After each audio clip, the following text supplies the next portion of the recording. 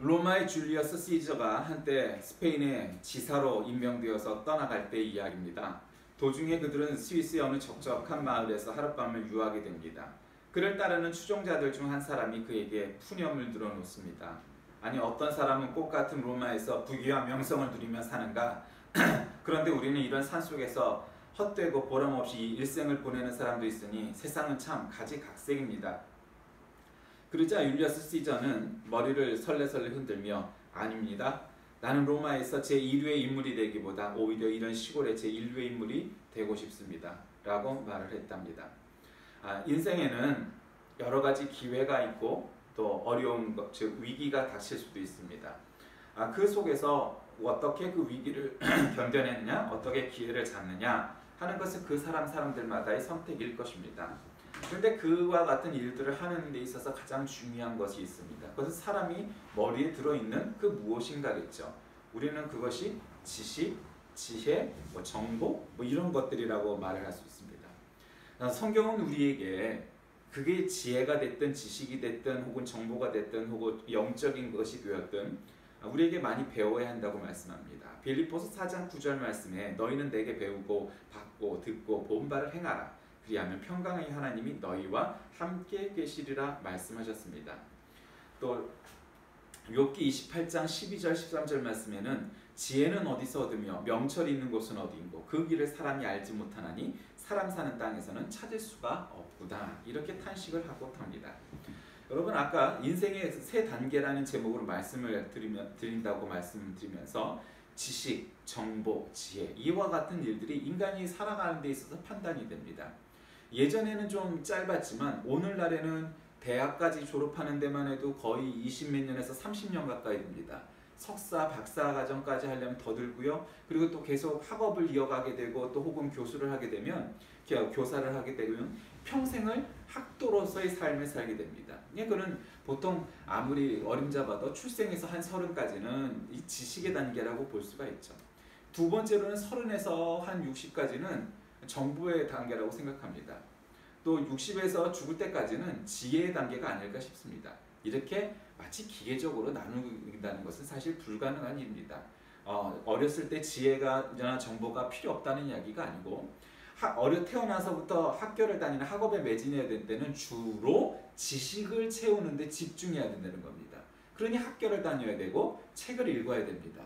그리고 특별히 고전적인 아주 옛날부터 내려져온 것들이죠. 그 예를 들면 신앙적으로 얘기하면 성경과 불경과 같은 것들이 될 것이고요. 지식으로 얘기하면 각 고전적인 내용이 될 것이고요. 그리고 가깝게는 교과서 위주로 우리가 책을 읽어야 할 것이고요. 또 그때그때 또 상황에 따라 다르겠지만 그와 같은 고전적인, 즉 모든 사람들이 인정하고 있는 클래식한 것들, 교과서적인 것들을 주로 읽어야만 합니다. 이때 공부를 제대로 안 해놓으면 지식이 없으면 결국 지식이 없음으로 인해서 당하는 어려움들을 결국 당하게 됩니다. 그렇다고 해서 학교에서 공부를 잘했다거나 좋은 점수를 맞아서 좋은 대학을 갔다고 해서 지식이 탁월한 건 결코 아닙니다. 지식이란 단지 점수를 잘 맞거나 좋은 대학을 가는데 필요는 하지만 그것이 필요 충분 조건이 되는 것은 아니기 때문입니다. 그러므로 지식은 단지 성적과 좋은 대학이 아니라 정말 보편적이고 폭넓고 깊이 있고 또 넓은 그러한 지식을 쌓아가야 합니다. 그래서 내가 많이 배운 사람들 틈 속에서 대화를 할 때건 아니면 못 배운 사람들 속에서 대화를 할 때건 그들이 알고 있고 그들이 대화하고 있는 내용의 지식을 막힘없이 의견을 나누고 또 그 주제를 꿰뚫어 볼 수 있는 통찰이 있다면 지식이 부족함이 없을 겁니다. 대학을 꼭 다녀야만 하는 것도 아니고 얼마든지 젊은 나이에 어린 나이에 지식을 쌓아놨다면 어떤 사람과 대화를 해도 그 대화의 내용에 못 끼거나 이해를 못하는 일은 없을 겁니다. 그래서 어릴 적에 초년에는 지식이 필요하다고 말했습니다. 두 번째로 이 중년기 30에서 60에 되는 이 시절에는 정보입니다. 학교를 다니고 젊었을 적에는 그런 고전적인 교과서적인 지식이 필요하다면 이제 30서부터 60에 이르는 나이는 본격적으로 일을 할 나이입니다. 이제 특별한 몇몇 사람을 빼놓고는 학업을 이어가는 것이 아니고 생활전선에서 일을 하거나 돈을 벌거나 하는 사람들이 되겠죠. 이 사람들에게 중요한 건 정보입니다. 그러니까 책으로 만들어지기까지는 이미 오랜 세월이 걸립니다. 그러니 책이 중요한 시대가 아니고 이 시대에는 정보입니다. 신문과 인터넷과 사람, 인적 네트워크를 통하여서 많은 정보를 얻어야 합니다. 그 정보가 부족하다면 그것은 굉장히 문제가 될 것입니다. 그러므로 오늘날은 다행히도 인적 네트워크뿐만 아니라도 그것이 인터넷과 SNS와 또 여러 가지 미디어를 통해서 우리가 많은 정보를 얻을 수 있습니다. 저도 얼마 전부터 유튜브를 이렇게 재미있게 보기 시작을 했는데 별의별 게 다 나옵니다.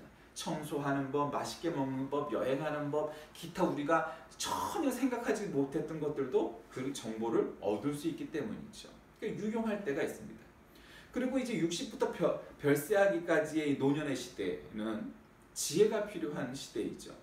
그러니까 이때에는 뭔가 지식을 쌓는 것도 뭐 더 이상 지식을 쌓는 것이 무슨 큰 유의미한 일이 되겠습니까? 또 정보도 제한적일 수밖에 없죠.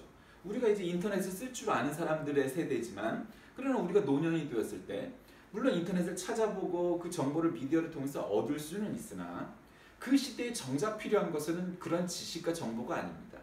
여러분 대학을 나온 할아버지와 대학을 못 나온 할아버지가 얼마나 많이 차이가 나겠습니까? 별 차이 나지 않습니다. 근데 정말 중요한 것은 그를 가릴 수 있는 건 지식과 정보가 아니고 지혜입니다. 노년의 시대에 정말 후손들에게 그리고 세상에 필요한 것은 그들의 지혜입니다. 그들의 지혜가 없다면 세상이 제대로 유지가 되지 않을 것이고 젊은 사람, 어린 사람들에게 도움이 되지 않을 것이기 때문입니다. 그래서 저는 오늘 이 본문을 말씀으로 인생의 세 단계라고 말을 하는 것입니다. 오늘 성경의 본문에서 말씀하시는 지혜는 두 가지 종류의 지혜가 있다고 말합니다. 첫째는 자신의 이권을 위해서 얕은 꾀, 즉 잔꾀를 부리는 재주의 지혜가 있습니다. 둘째는 하나님과 남을 위해 헌신하고 봉사하고 주시는 하나님의 지혜입니다. 그것이 지식이든 정보이든 지혜이든 관계없이 사람들이 머리를 굴려가면서 생각하고 또 머리에 쌓은 지식과 어떤 정보, 지식 뭐 이런 것들로 우리가 무엇을 할 때 분명히 그것이 다르죠. 아무리 많이 배웠어도 얕은 꾀를 쓰는 사람이 있고 아무리 못 배웠어도 참 깊은 진국의 사람이 있을 수 있습니다. 그건 인간됨이나 혹은 영적인 부분에서 출발하기도 하지만 그러나 그 지식이 얼마나 많거나 정보가 얼마나 많거나 지혜가 얼마나 많거나 따지기 이전에 본질, 즉 그것을 사용하고 있는 목적이 뭐냐를 따져보면 분명히 나타나는 것이죠. 여러분 일제시대 때 나라를 파먹었던 친일파들이 대부분이 지식인들이었습니다. 지식이 많으면 뭔가 유용하고 잘 살 것 같지만 꼭 그런 것만은 아닙니다. 그러므로 우리가 얼마나 지혜나 지식이나 정보가 많으냐 따지는 것보다 더 중요한 것은 그것의 사용 목적, 방향성입니다. 나의 이익을 위하여 잔꾀를 부리며 사느냐 공익 혹은 하나님의 영광을 위하여 사느냐 하는 것이죠. 우리가 가만 보면 역사에 많은 사람들이 많이 배웠고 저만 하면은 지식인이고 인텔리고 뭐 부르주아고 뭐 이렇게 말을 할 수 있는 단계의 사람들이 있었지만 그 사람들이 역사책에 기록되어 있는 많은 부분에 있어서는 부정적인 요소로 많이 기록되어 있죠. 왜 그럴까요? 그 사람들이 배우긴 배웠지만 제대로 못 배웠기 때문입니다. 그들의 지식의 양이 부족해서일까요? 지혜가 부족해서일까요? 정보가 없어서일까요? 아닐걸요. 그런데 통찰력은 부족했을 겁니다. 예를 들면 일제시대 때 부역했던 많은 친일파들이 이런 시대가 계속 지속되리라고 믿었을 겁니다.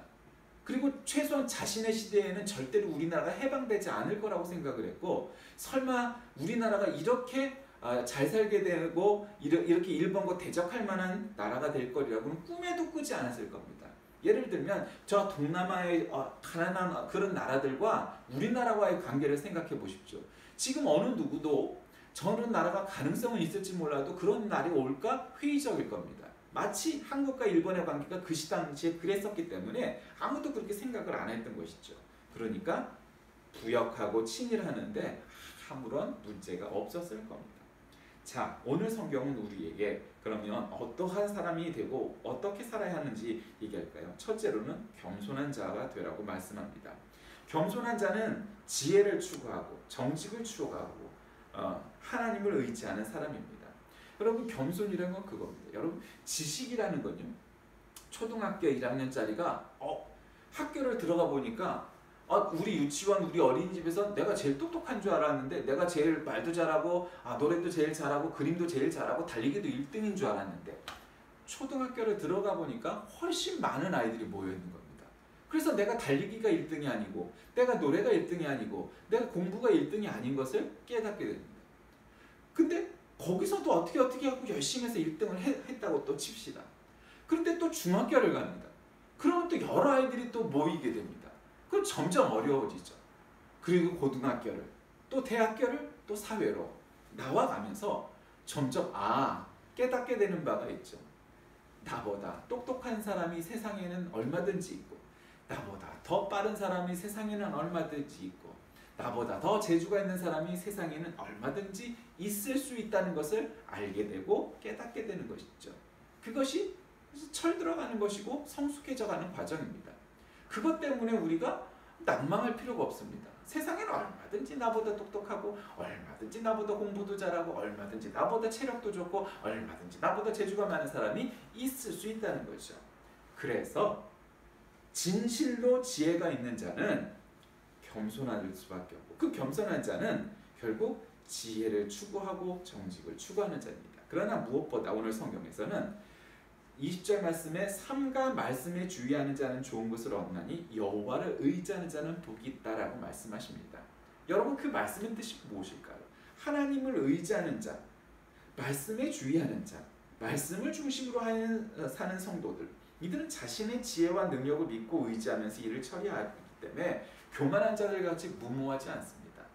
단지 나한테 개인적인 이익이 되니까 잔꾀를 부리고 내 개인적인 이익을 위해서 불의하고 하지 않습니다.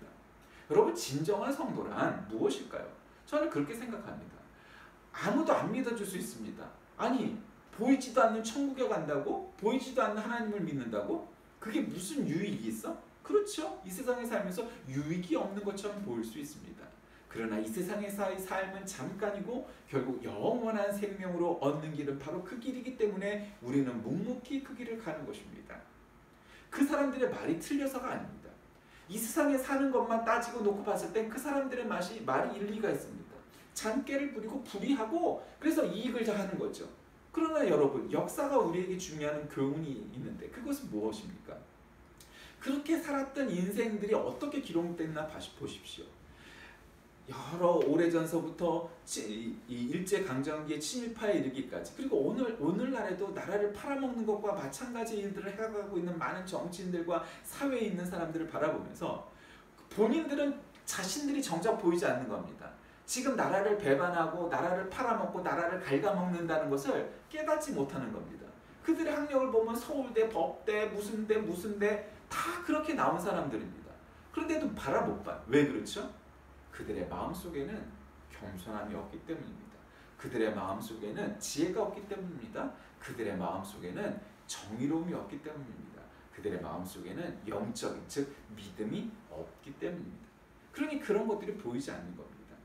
두 번째로 성경이 우리에게 말씀해 주시는 교훈은 교만한 자에 대해서 얘기합니다. 그럼 교만한 자는 어떻게 행하느냐? 남을 업신여긴다고 말합니다. 교만한 자의 가장 특징은 남을 인정하지 않습니다. 아까 제가 초등학교 들어가서부터 얘기를 했습니다. 그러니까 얼마든지 있다는 것을 부끄러워할 필요도 없고 내가 1등이 아니어서 부족하고 그러니까 창피하다고 할 필요도 없습니다. 그런데 문제는 지가 세상에서 최고라고 여깁니다. 서울대를 나오지도 않았는데 서울대 나온 것처럼 혹은 서울대 나온 것 이상으로 지가 제일 잘하는 것처럼 뭐 그렇게 생각을 합니다. 서울대 나봐야 나라 팔아먹고 있는 겁니다. 대통령 돼봐야 나라 팔아먹고 있는 겁니다. 그게 오늘날의 세상입니다. 그러니 중요한 것은 남을 없이 여기지 말고 인정해야 합니다. 또 두 번째로는 미련한 징계를 자초합니다. 22절에 보니까 미련한 자에게는 그 미련한 것이 징계가 된다고 말합니다. 여러분, 결국 내 당시의 삶으로 끝나면 되겠지만 결국 친일파들의 삶이 그 후손들의 갖는 멍해가 뭡니까? 요들은 정보도 잘합니다. 그 사람들 어디 사는지도 다 알 수 있고 그들의 직업이 뭔지도 다 알 수가 있습니다. 마음만 먹으면 이완용의 후손들이 지금 무슨 짓거리를 하고 사는지 알 수 있습니다. 그 뻔히 맨날 뉴스에 나오지 않습니까? 맨날 나라 팔아먹고 얻었던 땅을 다시 돌려달라고 재판하고 있습니다. 그러니까 결국 이완용의 후손들은 하는 짓이 뭐냐? 또 친일하고 부역하고 나라를 팔아먹는 일을 또 하고 있습니다. 부끄러워하고 참회하고 봉사하는 삶을 사는 게 아니더라 이 말입니다. 왜 그럴까요? 그들은 자신들의 선조들을 보면서 그것이 마땅하고 옳은 일이라고 믿고 있고 나라를 팔아먹는 것이 지극히 당연한 거라고 생각을 하고 그렇게 해서 얻은 것들이 전혀 부끄럽지가 않은 겁니다. 왜 그럴까요? 영생을 모르기 때문입니다. 하나님을 모르기 때문입니다. 교만하기 때문입니다. 그래서 그 미련이 징계를 자초하게 마련입니다. 결국 그 집안이 그 가문이 어떻게 되겠습니까? 영원히 이완용의 후손들입니다.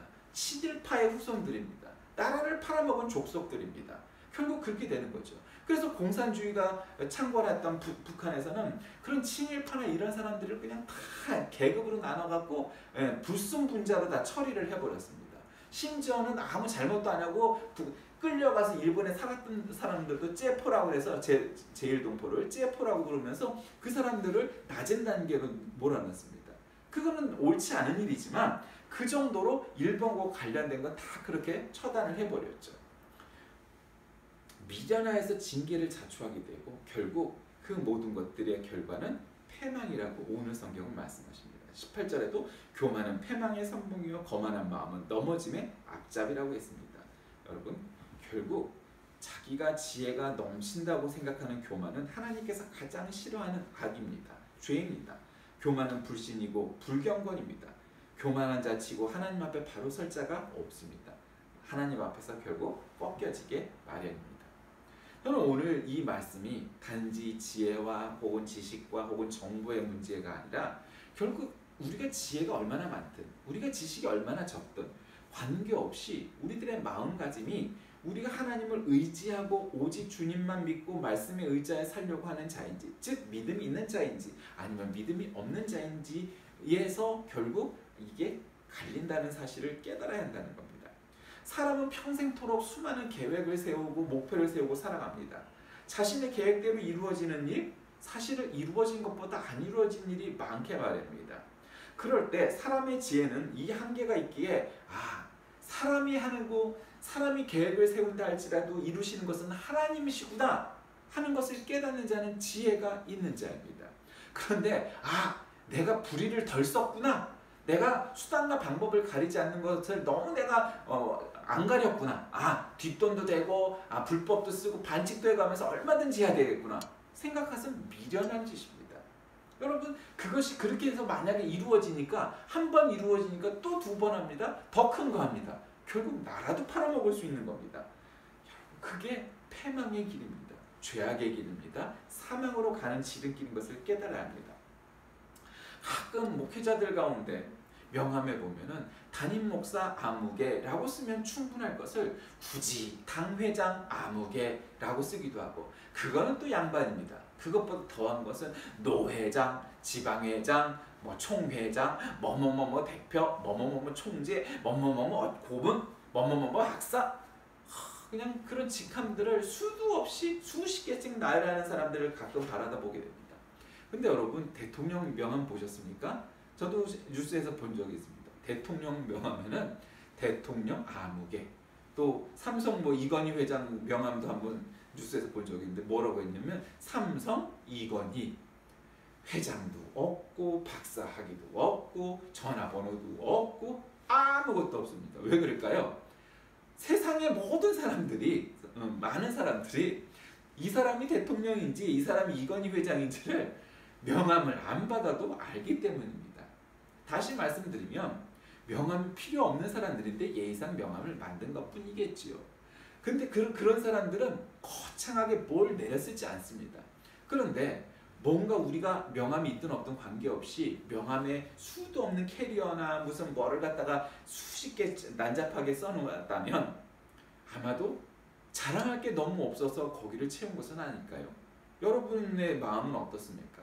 마치 그 뒤에 그냥 모든 캐리어를 갖다가 쓸데없는 지저분한 것들로 채워져 있는 그런 보잘것없는 인생의 여정처럼 혹시 우리도 있는 것 없는 것 다 끌어다가 뭔가를 다 채워야만 있어 보이는 것처럼 보이고 싶은 혹시 그런 자들은 아닙니까? 여러분은 인생에 어떤 단계에 있다고 여기십니까? 인생의 초년에는 지식이, 중년에는 정보가, 노년에는 지혜가 필요하다고 말씀을 드렸는데 뭐 꼭 그것과 관계없이 여러분은 아직도 지식에 쌓는 데에서만 끝나고 있습니까? 아니면 정보 찾는 거 어디가 무슨 정보가 있고 뭐 어떤 내용이 있대 하는 데만 끝나십니까? 인생의 완성은 결국 지혜에 있습니다. 그 지혜란 노년에만 얻어질 수 있는 것도 아니고 결국 얼마든지 우리의 목표, 즉 믿음, 영생을 향하여 가는 자는 그 지혜가 있을 수밖에 없습니다. 왜냐하면 하나님께서 주시는 은혜이기 때문입니다. 말씀을 정리합니다. 하나님은 인생의 모든 것을 그분의 손으로 움직이십니다. 그러나 각 사람의 선과 악에 관계없이 섭리하시지는 않습니다. 각자는 주어진 매일의 삶에서 선과 악을 선택하기도 하고 또 A와 B를 선택해야 될 때도 있습니다. 그러나 그것이 정말 하나님이시라면 어떻게 판단하셨을까? 어떤 선택을 하셨을까? 한 번쯤은 생각하고 하십니까? 아니면 한 번쯤은 성경 말씀대로 내가 선택했다고 정말 그렇게 잘 하나님이 나에게 칭찬해 주시겠다고 생각하고 살고 계십니까? 여러분은 어떤 단계에 빠져 있는지 한번 되새겨 보시면서 늘 여러분의 인생의 단계도 차츰차츰 주님과 가까이 가는 단계가 다 되시길 주의 이름으로 간절히 기도합니다.